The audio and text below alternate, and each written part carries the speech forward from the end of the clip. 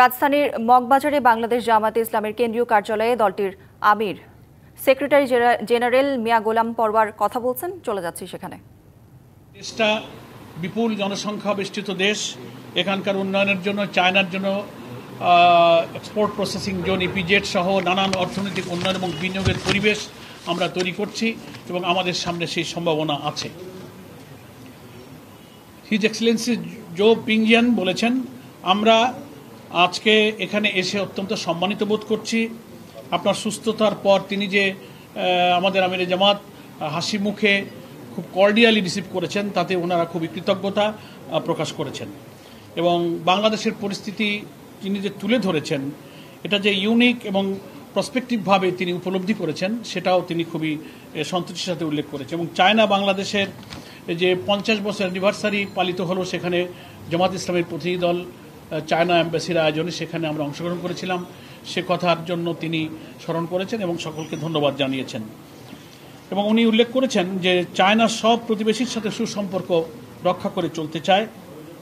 একবিংশ শতাব্দীতে একটি নতুন উন্নত বিশ্ব গড়ার জন্য চায়না কাজ করছে এবং চায়না কমিউনিস্ট পার্টির নেতৃত্বে কি অগ্রগতি চায়নাতে হয়েছে তিনি আমাদের আমির সাহেবকে বলেছেন যে আপনি এবং আপনাদের প্রতিনিধি দল সফরের সময় নিশ্চয়ই সে দৃশ্য আপনারা দেখে এসেছেন।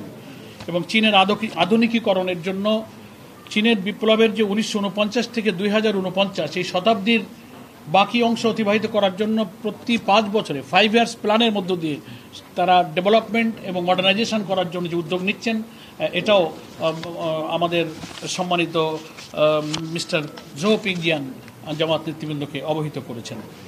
এবং তিনি এটাও উল্লেখ করেছেন যে আন্তর্জাতিক পরিবেশে আমরা যৌথ পার্টনারশিপের ভিত্তিতে উন্নয়ন অগ্রগতি করতে চাই। অবকাঠামোগত উন্নয়ন, বিশ্ব নিরাপত্তা অর্থাৎ গ্লোবাল সিকিউরিটির প্রশ্নে গ্লোবাল ইনিশিয়েটিভের যে মহান একটা আদর্শ, সেটা নিয়ে চায়না বিশ্ব রাজনীতিতে এগিয়ে যাচ্ছে। আমি বুঝি নির্মাণের শিল্প, সালাম স্টিল বোঝে ডিউরেবিলিটি। সালাম still most durable still.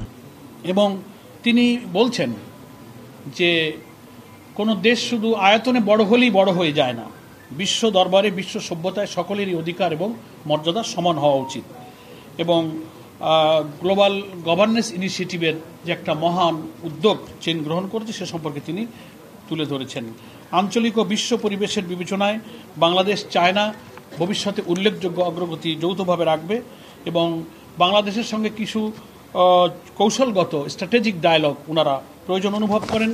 Party two party জামাত ইসলাম এবং চায়না কমিউনিস্ট পার্টি এর একটা সুসম্পর্ক এবং মত বিনিময় এবং স্ট্র্যাটেজিক্যাল ডায়ালগ ওনারা অনুভব করেন। সম্মানিত আমিরে জামাত ওনাদেরকে ধন্যবাদ জানিয়েছেন এবং সরকারের সাথে সরকার G2G পার্টি টু পার্টি উভয় রিলেশনটা মেনটেন হবে চায়নায়।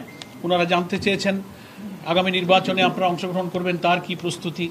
আমাদের আমিরে জামাত বলেছেন আমরা সবসময় নির্বাচনমুখী দল, আমাদের নির্বাচনের প্রস্তুতি আছে, ইনশাল্লাহ আমরা নির্বাচনে অংশগ্রহণের যাবতীয় প্রস্তুতি গ্রহণ করছি।